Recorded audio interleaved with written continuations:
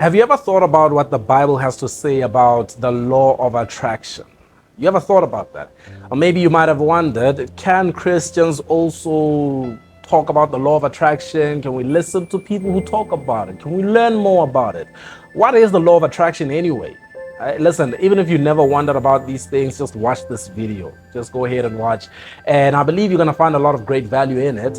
Now, before I go any further, I have to say this is going to be a very short video. So it is more on a surface level. It is more introductory than anything. So if you want more on this, if you want me to do another part, we would probably do part 2, 3, 4, and 5 out of this. So just let me know in the comment section if you want more on this topic. Let's get into it. What is the law of attraction? The law of attraction very simply states that you attract what you think about. So you think positive, you attract positive conditions into your life. You think negatively, you attract negative situations into your life. On a surface level, that's what the law of attraction is. Now, that is why a lot of people will then train themselves to think more positively and just, get the negative thoughts out so I can think more positively. That's what it states on a surface level. Now, of course, there's a deeper explanation to this. Why is it that you attract what you think about? Is life really that simple? Is life really that straightforward? Do you just think about it and it comes into your life? What does it mean? And why is it that some of the things you think about, you haven't attracted yet? Why is it that you think about marriage and you haven't attracted marriage? You think about Lamborghinis and Bugattis and you still don't have them. Think about mansions and you still don't have it. What does it really mean? What is going on? Are we being lied to? Is this what they say it is? Now, as I said to you, the law of attraction states that whatever it is that you think about, you tend to attract into your life. Now, of course, this refers to your more habitual thoughts, your consistent thoughts, the thoughts that you think about more naturally, the thoughts that you engage in more often than any other thought. So it's not to say that if I sit here and think murder one time, then I'm gonna go and murder someone, or think, you understand what I'm saying? It's not that you just sit down and think big yachts, 20 women, and I go get that immediately. That's not how it works. So the reason why it is said that you attract what you think about is because what you habitually think about is what you tend to believe. So really the power is in belief. The power is not exactly in just what you think, but more accurately, it's in what you believe. What you believe at the core of who you are.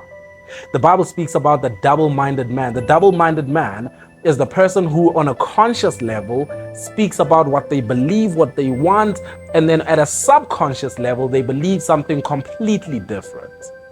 So that is the difference. And so when the law of attraction says that you attract what you think about, the implication is that what you think about habitually is what you tend to believe, and what you believe is what you unconsciously go on to manifest. Now, I know the word manifest makes it sound like we're talking about sitting down and saying, it's mine, but that's not really it. The idea of manifestation is that it has to do with your pursuits. Right? So if you truly believe something at the core of who you are, you just tend to automatically do everything that it takes to get to that end result. I'll give you an example. For those of you who are employed full-time, your employer gave you a contract, and on this contract, they told you that they would pay you X amount at the end of the month. And so you show up every single day. You started doing this before you got paid.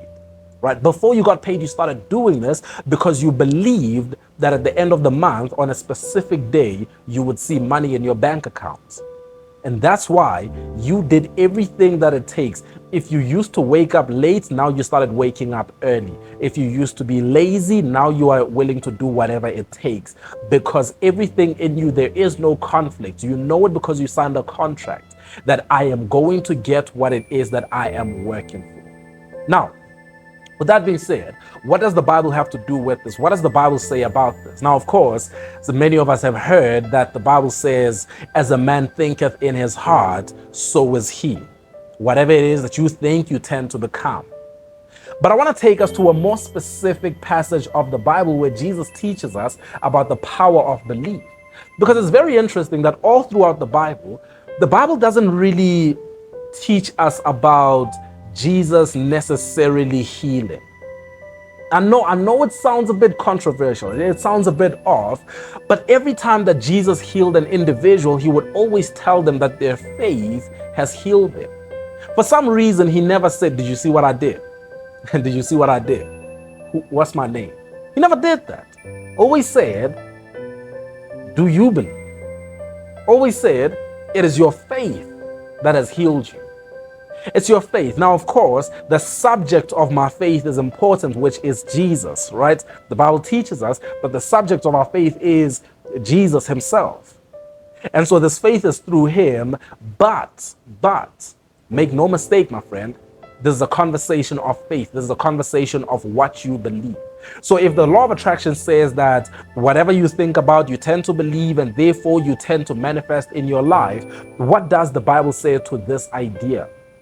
Here's what the Bible says in Mark chapter 11, verse 22 to verse 24.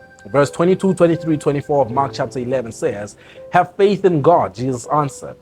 "Truly I tell you, if anyone says to this mountain, 'Go throw yourself into the sea,' and does not doubt in their heart, but believes that what they say will happen, it will be done for them.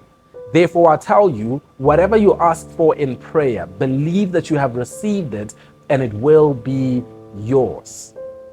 Believe that you have received it, and it will be yours. So no wonder it's the case that in New Age spirituality they'll have you saying, "I am rich," even before you see it. "I am wealthy. I am prosperous. I am good looking. I am this. I am that," before you have it. Because the idea is the same all throughout, and this idea has been running current all throughout every major religion in the world. Every single worldview that has to do with spirituality teaches you the same idea. And it's the fact that if you can believe it, then you can bring yourself to a point where you can have it, where you can achieve it, where you can receive it. And when Jesus teaches this, he says that anyone who says to this mountain, of course, is not speaking of the physical mountain, but speaks of any situation in your life that seems insurmountable. He says, if anyone says to this mountain, "Go throw yourself into the sea," and does not doubt in their heart, does not doubt in their heart. I want you to get that. It does not doubt. Because many of you wonder why it is that you've been saying all of these affirmations, but the truth is the reason why all of these affirmations mean nothing for you and they don't work for you is because you don't believe it. You don't believe it. You can lie to us all you want. You can try to lie to yourself, but you can't lie to your subconscious mind. You don't believe it. You don't believe that you're a millionaire. You don't believe that you have everything. You don't believe that doors open for you. You still have some other beliefs that you are holding on to that still need to be broken before you can make great progress and breakthrough in that area of your life. So Jesus says, whatever it is that you believe you've received, whatever it is that you've brought yourself to believing, that's what you experience in your life. That's what you attract into your life. Now, it's very important for you and I to understand that it is true for negative situations as well as it is true for positive situations. And we don't often talk about that. We don't often talk about the fact that Jesus said, if you believe it, then you will have it. So no wonder you wake up in the morning and just because you feel a tingle in your throat, just because you have a blocked nose, you begin to say, "I am sick." Even saying that I feel uncomfortable because I don't really like saying that. But you wake up in the morning and you say, "I'm not well, I'm sick." Just because you felt a little tingle in your throat, just because you had a bit of a congested nose, now all of a sudden you begin to believe it. And soon it is the natural progression that you will get worse. Naturally, you just keep getting worse because you already expect the symptoms. You run out to the to the pharmacy to go and get whatever medication you're gonna need and prepare for the flu that's about to come upon you. That's the idea. Now, I'm not against you going out and preparing for in case you might have a cold, but I'm trying to make a very important point to you here, which is that this is a conversation of belief. The principle here is belief. What do you believe? What do you believe? And so we see in this law of attraction, as it is called, and in the Bible, the constant theme, the consistent theme in both of these worldviews is belief.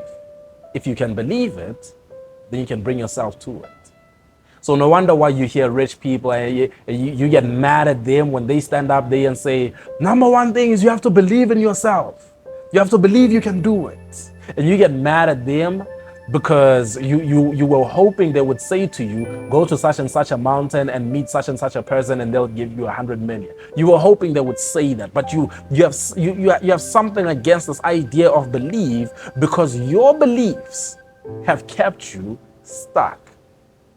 Faulty beliefs. So, when we talk about the law of attraction, does the Bible support the law of attraction? See, what I would rather do is I would rather not put a title on it, but I will tell you this. The Bible also states, whatever you think about, to the point that you believe it, you will experience in your life. So that's just on a very surface level, in very, very simple terms, as an introduction to this whole entire idea. And like I said, in the comment section, put it right there in the comment section, hit the like button, and if we can get 100 people to like this video, I will make a follow-up video where we get more into detail and we get very specific about both of these worldviews, the law of attraction and Christianity, the Bible. What does it say? And is it possible for us to bring it together? So leave it right there in the comment section. Let me know if you want to see more of this. Let me know if you want to follow up so we can clarify this. And don't be in the comment section talking about, you missed this. Listen, it's just a few minutes. There's so much that can be said. So put a comment in the comment section. Let me know if you want us to do a part 2, and we will do exactly just that. And don't forget, like the video, 100 likes, and we will do part 2. When you change your thoughts, you change your life. This is Thoughts That Count with Poloko.